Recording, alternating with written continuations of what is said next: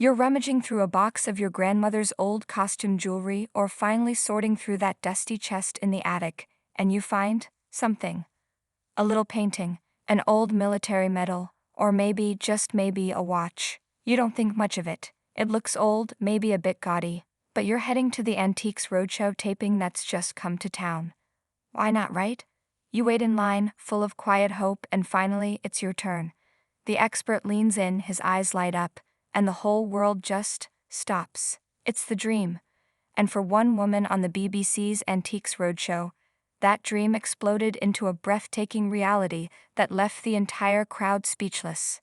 It all went down at Lister Park in Bradford. A woman brought in an item that was clearly special to her, tucked away in its original box. The moment the box was opened, expert Richard Price knew he was looking at something good. The logo was right there. Patek Philippe. As Price himself said, Patek Philippe is, to his mind, the very best watchmaker over the last 100 years or so. The name alone sends shivers down the spine of any watch collector. It's the pinnacle, the best of the best. But this wasn't just any Patek. The woman explained the watch's beautiful origin story. It wasn't something she found or bought on a whim. It was a wedding present, a gift of love from her own mother, which she had treasured for years before passing it down. Price, clearly captivated, began his examination. It's a typical 1970s product, he noted, holding it up for the cameras, and then he pointed to the face. It wasn't a standard gold or silver dial. It was a stunning, shimmering, golden brown stone. The material, which I'm sure you know, is tiger's eye, he explained.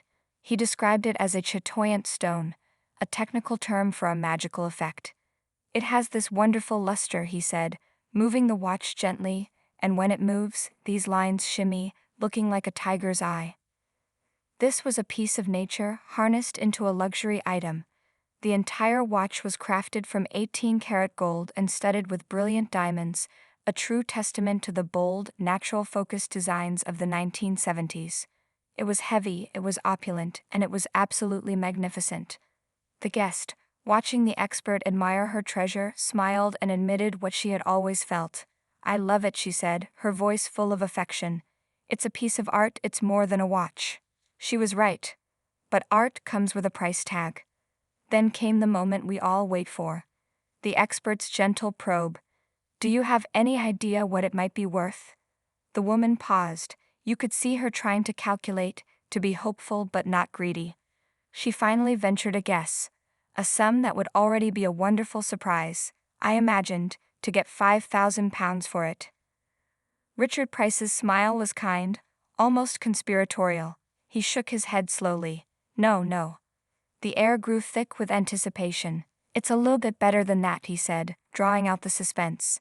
"If you went to a decent jeweler to buy that, he'd be asking for between £25,000 and £30,000.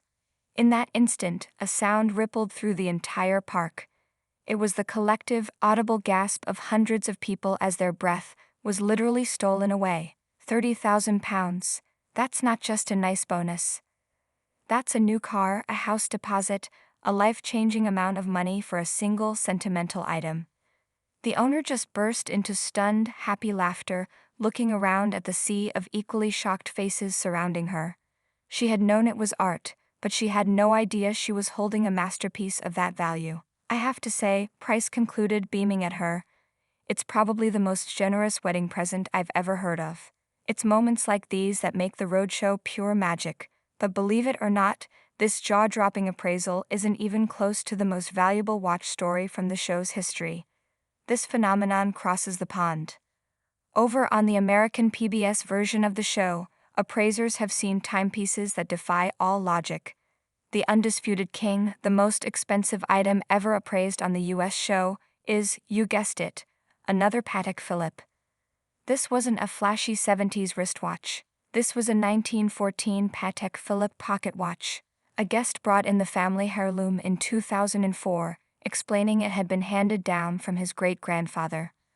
Appraiser Paul Hartquist evaluated it and stunned the owner with an auction estimate of $250,000. But the story doesn't end there. The watch market exploded. In 2016, the show updated its value to an incredible $1.5 million. Then in 2018, they updated it again. That 1914 family heirloom is now estimated to be worth between $2 million and $3 million. From $250,000 to $3 million in less than 15 years, it's almost impossible to comprehend. And then there's the story that will make you want to check every single box of paperwork you own. Another guest appeared on the PBS show with